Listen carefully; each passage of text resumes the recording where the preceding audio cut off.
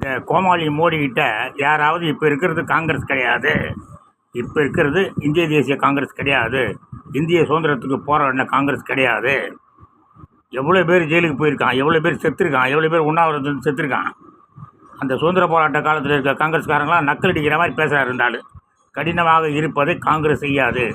இப்போ இருக்கிறது போலி காங்கிரஸ், இப்போ இருக்கிறது ஒரு அடிமை காங்கிரஸ். மிஸ்டர் மோடி, தயவுசெய்து ஹிஸ்ட்ரியை படிங்க. சரிதானா? நீங்கள் என்னத்தை கடினமாக இருக்கிறத செஞ்சு கிழிச்சிட்டீங்க, என்னத்தை செஞ்சு கிழிச்சிட்டீங்கன்னு கேட்குறேன்.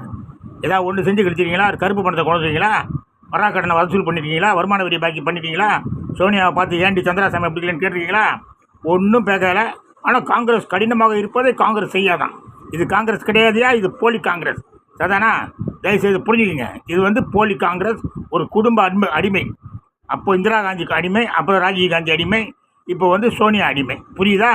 இதை நல்லா புரிஞ்சுக்கிடும். சும்மா காங்கிரஸ் காங்கிரஸ் நொட்டிக்கிட்டு இருக்காத, நாடு நாசமாக போவோம் அப்புறமா. ஜெய்ஹிந்த்.